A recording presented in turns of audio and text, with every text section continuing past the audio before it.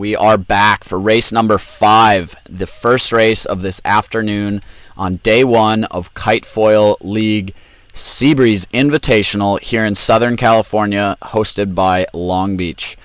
So we are off the beach, kiters lining up for this start line. Again, it's race number 5. It's the first one of the afternoon, and the breeze has built up, so we could see some interesting action playing out for you this afternoon as we plan on 3 races scheduled after 4 this morning. Currently coming into the afternoon, Marcus Edegren with the lead, wearing the yellow sleeve. Check for that the top 3 are wearing a yellow, blue, and red sleeve respectively. So that's Marcus Edegren as the kiters get off the line here. Marcus Edegren wearing the yellow sleeve in first coming into the afternoon. Noah Runciman in second, a newbie, and Santos Villegas in third wearing a red sleeve. So we'll see how these guys fare this afternoon now that it is new conditions. The breeze has built up probably 5-6 knots, and a lot of guys have downsized onto 11-meter kites. So we have off the line, it looks to be Evan Heffernan in the blue kite cruising upwind here. Definitely just won the boat with who is that? Marcus Edegren in the yellow kite just on top of him, but just to leeward of Evan in the other blue kite, just to leeward of him, almost and definitely a little bit behind, but definitely in a clear lane still. That's got to be Neil Marcinelli on that other blue kite.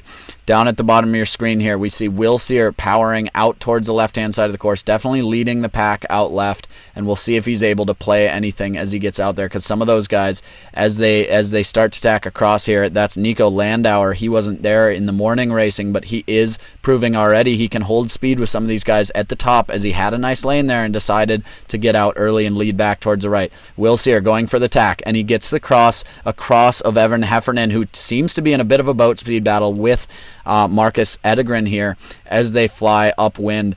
And again, Neil Marcinelli tacking out, getting out early there. Smart move by him as he goes for the duck. You can see the pressure is starting to die out a little bit on that left-hand side, but so far it's been a left-handed racetrack. And there it goes again. The orange kites getting able to thread the needle. One ahead, one behind there. They were on port. The starboard boats had right away that yellow and blue. But again, it's Santos Villegas on the orange kite, that windward orange kite, cruising across, getting the cross even. So we'll see if it's going to be between Santos Villegas on the leading orange kite and Will Sear across, who also crossed both those boats just earlier, who is now course right. That's Will Sear on that grain green kite, far side of your screen, as Nico Landauer, that far kite you can barely see, going for attack in this lead pack here, and it's going to be tight. So it's interesting to see Nico Landauer, new guy, wasn't racing with us this morning, came in a bit late, but now adding to this tenseness at the front of the fleet, because we've seen some of the leads grow throughout the races, but it's been absolutely neck and neck coming into marks and everything, and it's down to the inches in a lot of these races. So as Nico and Will come across the screen, we're going to see who gets it here between the orange or the green kites, and it looks like it's the orange kites coming in. That looks to be Santos Villegas wearing the orange jersey, red sleeve, and orange kite. But it is, my depth perception is off here on screen as I'm watching. We went down to the water footage there, and that is Nico Landauer and Will Sear leading it out on those gray and green kites there. But tightly followed here by Santos Villegas and Noah Runciman on the other 2 orange kites. So Noah swapping out kite as well. He was on a black kite this morning, so he's clearly downsized kites, probably down to an 11-meter in this more breezy conditions, but it's still fairly boat speedy as Marcus Edegren on the yellow kite goes for the early jibe out there, splitting across this boat. Beautiful pick by him as he goes out, executes a jibe perfectly over those waves, whereas now, oh no, it spells disaster for Nico Landauer, who jibes out, but now he's got prop wash, wake, and everything with a botched jibe there, and he just lost 4 spots easy on not the greatest jibe. So it's absolutely neck and neck. It's down to the inches here with these guys. And oh Jesus, massive crash there from Will Sear as he loses the foils. You can see what it does to these guys. They're not as affected by the boat wakes, but as they come across some of this prop wash, it can absolutely throw their foil out of whack, and they have trouble controlling it. You can see that just kicked his board up in the air, and he wasn't able to retain it out of his jibe and just took himself out of contention, as now it seems like this lead pack at least just went from 5 to 3 in a matter of seconds, and now it's down to Santos Villegas on one of the orange kites. I believe he's a far orange kite currently. Noah Runciman on the close orange kite, but of course it's Marcus Edegren powering on this downwind. Name of the game today for Marcus has been the downwinds. He's absolutely on fire with these downwinds. No one has been able to match his speed yet. He's just in the top mark at the windward, but he's able to just power through on the downwinds just like he did there, and now he is into an easy lead with the 2 orange kites following in second and third, and coming in fourth looks to be Evan Heffernan, followed by likely Neil Marcelli on those other blue kites, and then again that was Nico Landauer, who went just from third or even first possibly on that windward mark to now he is back to about 6, all after one botched jibe. So you can see how tight this racing actually gets and how fast these guys are going. Those are jet skis actually planing upwind there, and these guys are just blowing them out of the water, flying by them. Hopefully they just stop before they kind of get in the way. Like, it's not too bad if they just kind of slow down or stop. At least the kiters know where they are. They can avoid them. They don't mind it too much. It seems when something's in their way, they can avoid that, but if something's going haywire, they don't know what to do. So it's at least easier predictable than not.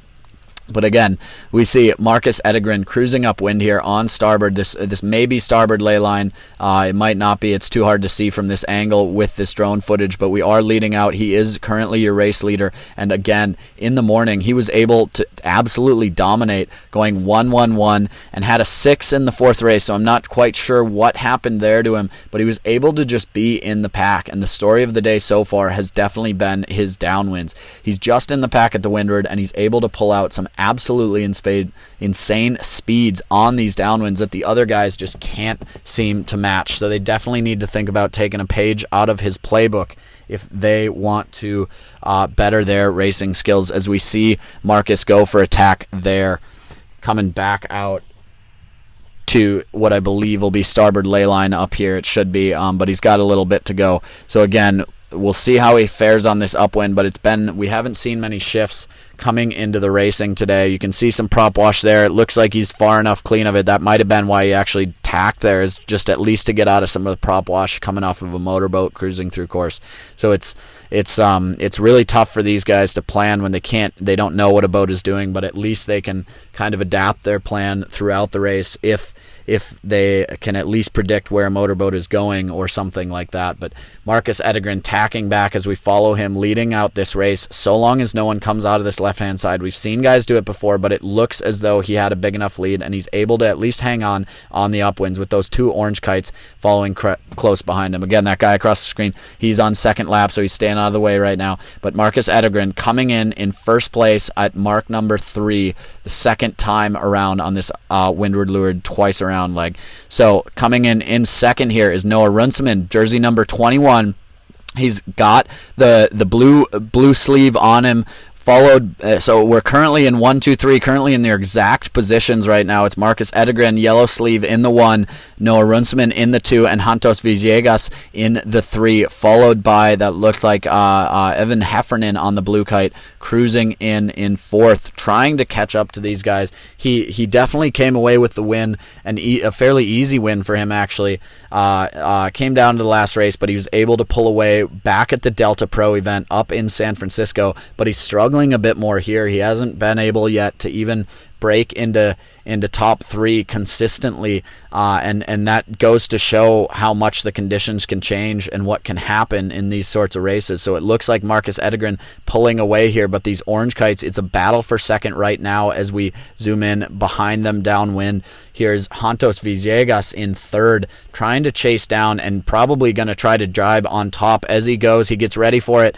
Can he jibe on top of Noah Runciman here? He gets the jibe easy, swoops his kite low. He's trying to get over the top of him here. It's going to be full power play into the bottom mark. He's trying to dial it in. He can't float high or he's going to lose too much speed, and Noah's going to be able to poke out under the bottom here. But we also saw another race where Noah was actually in a drag race just similar to this to the finish, and he actually lost it after having a decent lead right at the finish to someone else. So we'll see what happens here as Hantos does look lower and faster, so he's looking really good in a nice mode. We'll see if he's over the top or not. It doesn't necessarily mean he's going to be able to cover here, but can he get in front of him by the mark? It's really tight here, neck and neck coming in, as Noah Runciman is the leeward boat, so he has right of way, but it's Hantos Villegas who looks to be just behind. He's trying to get over the top here, but he might be going for just a wide turn to come out really tight and blow over the top of him like it happened in another race. This is a race for second. Hantos Villegas in third. Can he overtake Noah Runciman, or can Noah hold on all the way across this bottom reach into the finish? Again, Marcus Edegren already coming across in the one, but it's Noah Runciman coming across, and he's able to hang on this time and get the 2 spot coming in with Hantos Villegas coming in third. Rounding out your top 4 at least is Evan Heffernan, hot on their heels, but he's struggling a bit more again today on these boat speed oriented conditions. So we'll see what happens with the rest of these guys, or if they're able to pull in. But those top 3 absolutely putting on a dominant performance and proving that they are the ones who should be wearing the leader sleeves today. We're going to go right into an interview here with your race winner and current event leader, Marcus Edegren. Okay, that was good.